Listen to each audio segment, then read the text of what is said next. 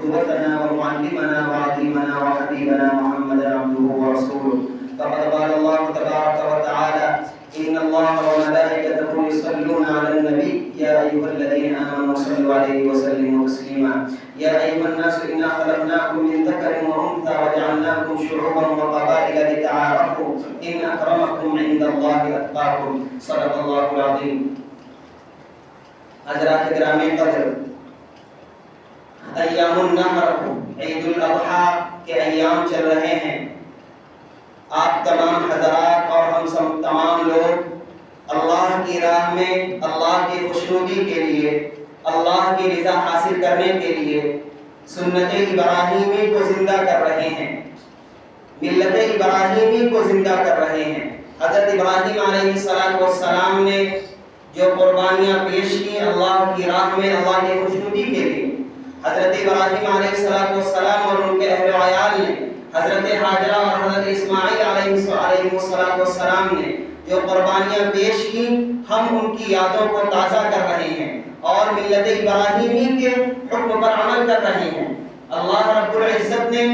ملت ابراہیمی یعنی ابراہیم علیہ السلام کی سنت کو، جو حضرت ابراہیم علیہ السلام سے اللہ تعالیٰ نے امتحان لیا، اللہ تعالیٰ نے جو آزمائشیں لی، اور اس میں حضرت ابراہیم علیہ السلام اور ان کا پورا گھرانہ جو اللہ کے منوعاً اترا اور ان کے حقوق پر، ان کے حکم پر اپنا سر کو خم کر دیا اور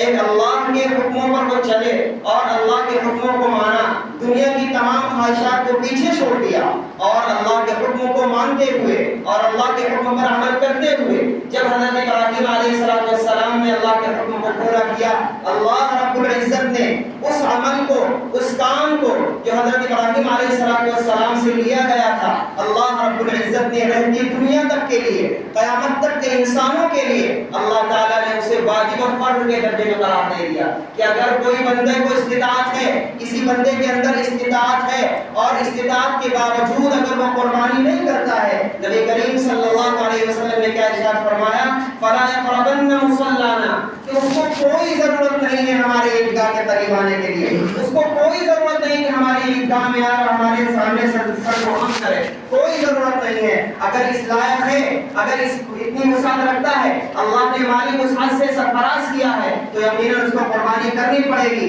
اور ان 3 دنوں کے اندر اللہ رب العزت کو جو عمل سب سے زیادہ محبوب ہے، جو کام سب سے زیادہ پسندیدہ ہے، وہ ہے نحر کا یعنی قربانی کا، کہ اللہ کے راستے میں اللہ کی خوشنودی کے لیے، اللہ کے حکموں کو مانتے ہوئے ملت ابراہیمی کو زندہ کرنے کے لیے اللہ کے راستے میں جانور کو قربان کیا جائے. ہم صرف جانور کو قربان کرنا صرف یہ سمجھتے ہیں کہ ہم بکرا لے کر آئے، ہم کوئی بڑا جانور لے کر آئے اور اس کو قربان کر دیا اور ہم کیا ذمہ داری سے ہماری ذمہ داری ختم ہو گئی. ایسا بالکل نہیں ہے. یہ قربانی ہمیں یاد دلاتی ہے کہ حضرت ابراہیم علیہ السلام نے قربانی تو بظاہر دی، لیکن ان کے دل کے اندر کیا تمنا بھی ہوگی جب اللہ تعالیٰ نے حضرت اسماعیل علیہ السلام کو ذبح کرنے کو کہا کہ ایک بیٹا جو اتنی عمر پر پیدا ہوتا ہے، بڑھاپے کی عمر پر اللہ تعالیٰ ایک بیٹا دیتا ہے اور ایک فرزند ہے اور اس کو ذبح کرنے کے لیے کہا جاتا ہے. حضرت حاجرہ کے اندر کیا خواہش نہیں رہی ہوگی. حضرت حاجرہ نے جب حضرت ابراہیم علیہ السلام کے دامن کو جب پکڑا تھا،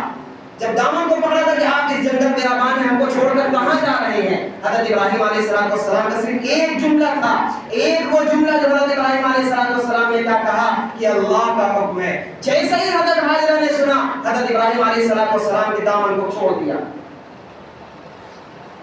اللہ تعالیٰ نے جو خواب دکھایا تھا حضرت ابراہیم علیہ السلام کو، جب حضرت ابراہیم علیہ السلام نے اپنے فرزند کو خواب سنایا تو کیا کہا فرزند نے کہ ابا کر گزریے جس چیز کا حکم دیا جا رہا ہے. آپ یہ نہ سوچیے گا کہ ہم آپ کے حکموں کو نہیں مانیں گے، اللہ کا حکم ہے، اللہ جو حکم دے رہا ہے اس کو کر گزریے اور دیکھیے خوب اچھی طرح کریے گا. ایسا نہ ہو کہ جب آپ میرے اوپر چھری چلا رہے ہو تو میری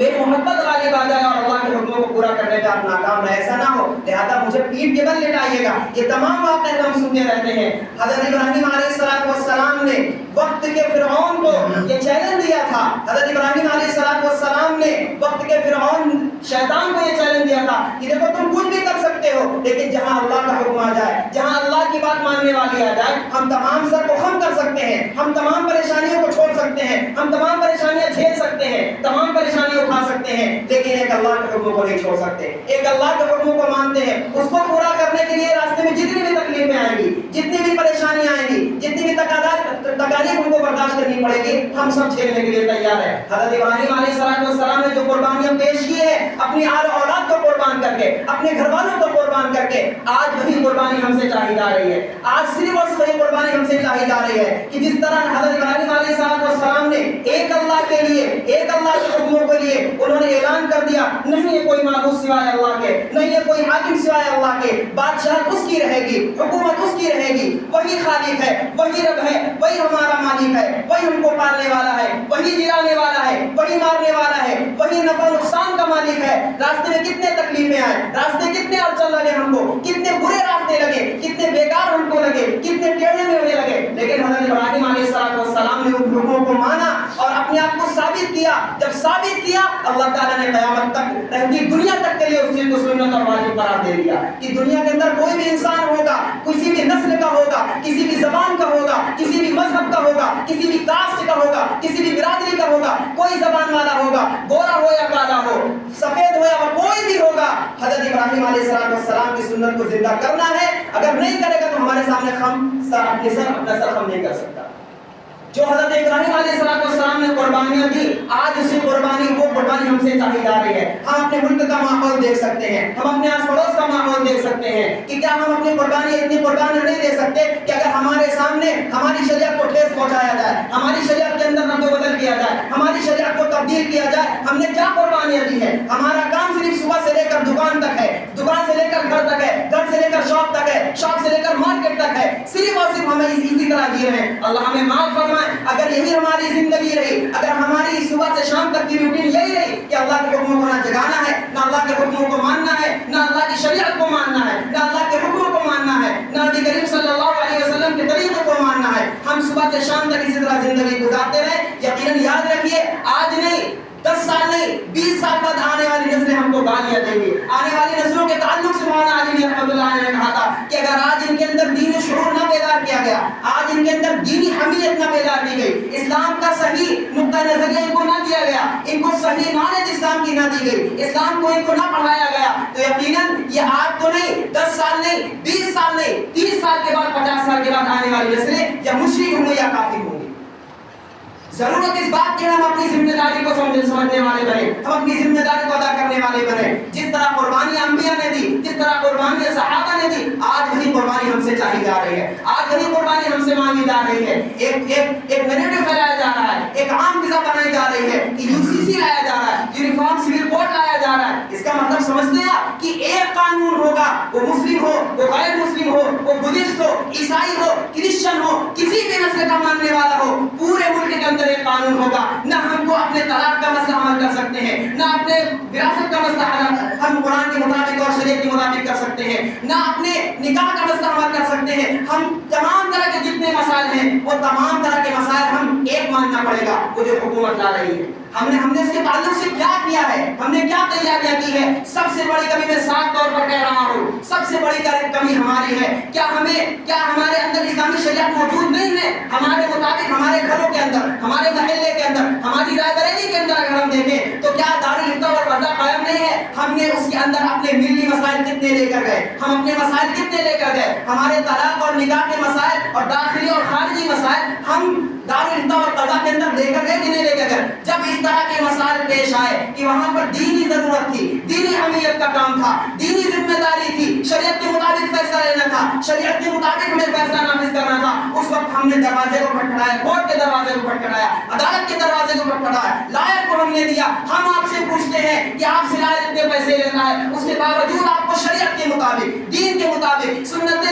نبی کریم صلی اللہ علیہ وسلم کے مطابق، قرآن کے مطابق اس نے آپ کا فیصلہ نہیں کیا۔ اور ایک وہ مفتی، ایک وہ عالم، ایک وہ قاری، ایک وہ حافظ جو شریعت کو ماننے والا ہے، اسلام کو جاننے والا ہے، نبی کریم صلی اللہ علیہ وسلم کے طریقے کو نافذ کرنے والا وہ جاننے والا ہے، ہم اس کے بعد اپنے نے کتنے مسائل لے گئے. اگر وہ ایک پیسہ آپ سے لیتا کبھی مسئلہ بتانے کے لیے, کوئی آدمی نہیں بتا سکتا کہ آپ کسی مفتی سے مسئلہ پوچھا ہو تو مفتی نے کہا ہو کہ ہاں اتنے پیسے دیجیے تو ہم آپ کو مسئلہ بتائیں گے. ہمیں جب بیماری ہوتی ہے جسموں کی, ہمیں بیماری ہوتی ہے اپنے باڈی پارٹس کی, ایک ڈاکٹر کے پاس ہم 10 دفعہ جاتے ہیں, ہر مرتبہ ہم فیس دیتے ہیں اور ایک بار کی فیس 1000 ہم ادا کرتے ہیں, اس کے باوجود اپنی جسمانی بیماریوں کو دکھاتے ہیں. اپنے دل کی بیماری, اپنے شریعت کی بیماری جو ہمیں لگتی ہے, ہم اس کے لیے کس کے پاس جاتے ہیں؟ کیا کبھی ہم نے مفتیوں کا دروازہ کھٹکھٹایا؟ کیا دارالقضا والافتاء کے اندر ہم اپنے دینی مسائل, ملی مسائل, خارجی داخلی مسائل ہم لے کر گئے کہ نہیں لے کر گئے؟ اگر ہم لے کر نہیں گئے, اسی کا نتیجہ صاف طور پر سن لیجیے, اسی کا نتیجہ ہے کہ جو 3 طلاق قانون ہم سے چھین لیا گیا,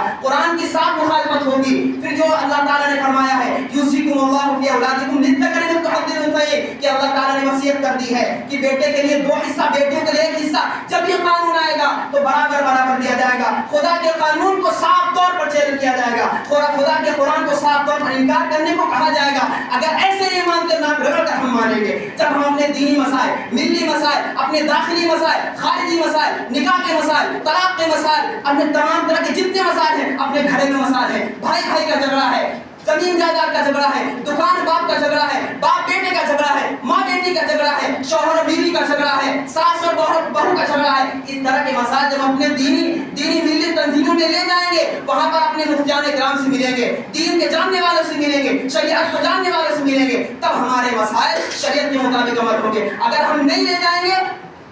بے دینی کو بچانے کے لیے, بے دینی کو قائم کرنے کے لیے, بے دینی کو پھیلانے کے لیے, کوئی بے دینی پھیلائی نہیں جاتی. آج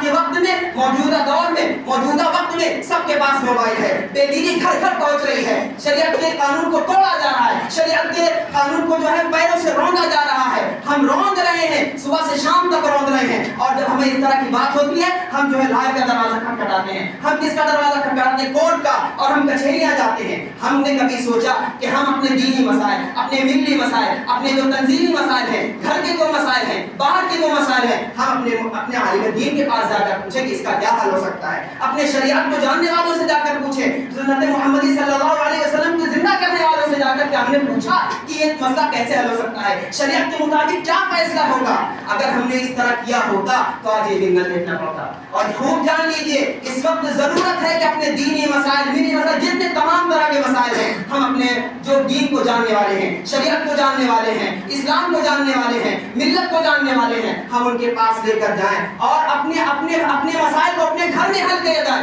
سب سے پہلی چیز ہونی چاہیے کہ ہمارے گھر میں کوئی بھی مسائل ہے, ہمارے گھر کے اندر جو 4 دیواری کے اندر ہے اس کو گھر میں حل کیا جائے. اگر وہاں سے نہیں حل ہوتا تو مجمع نہ لگایا جائے, دروازہ نہ کھٹکھٹایا جائے کورٹ کا, بلکہ اپنے دینی رہنماؤں سے ملا جائے, ملت کے رہنماؤں سے ملا جائے, اسلام کے جاننے والوں سے ملا جائے, اللہ تعالیٰ کی شریعت کے جو پابند ہیں, جو اس چیز کو سمجھتے ہیں, اس کے قانون کو, ان سے ملا جائے. اگر ہم اس طرح کرتے ہیں تو یقیناً آنے والی نسلیں ہماری شریعت پر قائم رہیں گی, ہماری دین پر قائم رہیں گی, ملت پر قائم رہیں گی, سنت محمدی صلی اللہ علیہ وسلم کو قائم کریں گی. اگر ہم نے یہ نہ کیا, تمام طرح کے جو مسائل ہیں اپنے, وہ ہم دینی جگہوں پر لے جائیں. دوسری چیز, ایجوکیشن کا مسئلہ سب سے بڑا ہے. آج ہمارے گھر کے اندر ہمارے بیٹیاں, ہمارے گھر والے, ہمارے بیٹے, ہمارے چچا, ہماری چچا بھائی, چچا بہنیں کہاں پڑھ رہی ہیں؟ بالکل اسکول میں پڑھنا, کالجز میں پڑھنا, یونیورسٹیز میں پڑھنا کوئی منع نہیں ہے. اسلام نہیں کہتا کہ آپ نہ پڑھیے, ہاں لیکن آپ یہ ضرور یاد رکھیں کہ آپ پڑھ کے آ رہے ہیں. ہمارے گھر کے افراد کیا پڑھ رہے ہیں, ہمارے گھر کے بچے کیا پڑھ رہے ہیں, ہماری آل و اولاد کیا پڑھائی جا رہی ہے وہاں پر.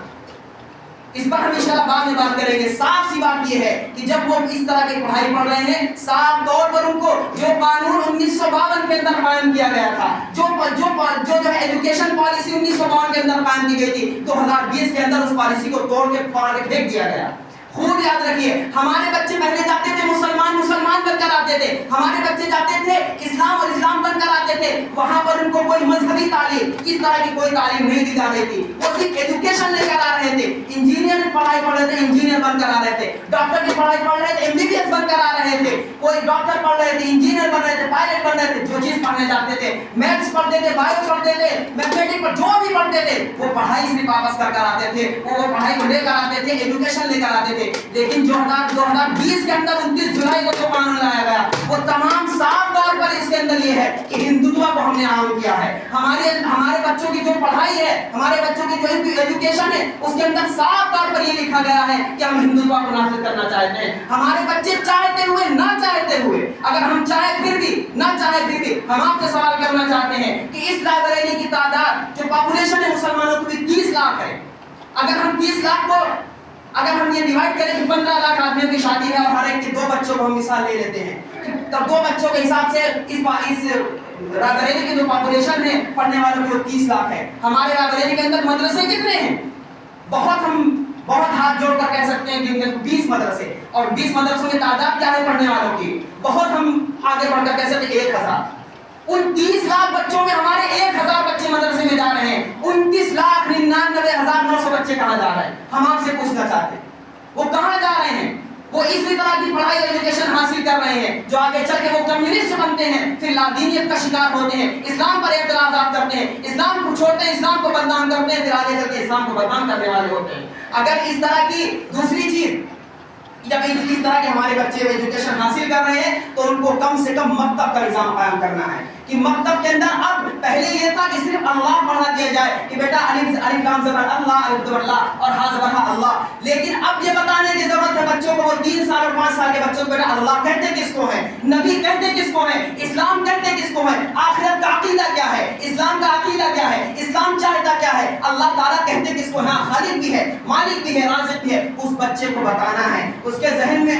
اتارنا ہے. اگر ہم نے نہ اتارا، اس چیز کو نہ بتایا، اللہ معاف کرے، پھر میں کہہ رہا ہوں اس چیز کو جگانے کی ضرورت ہے. اپنے گھر میں اسلام کا قانون نافذ کرنے کی ضرورت ہے اور اسلام کو صحیح طور پر فالو کرنے کی ضرورت ہے. اللہ سے دعا ہے کہ اللہ تعالیٰ نے ہمیں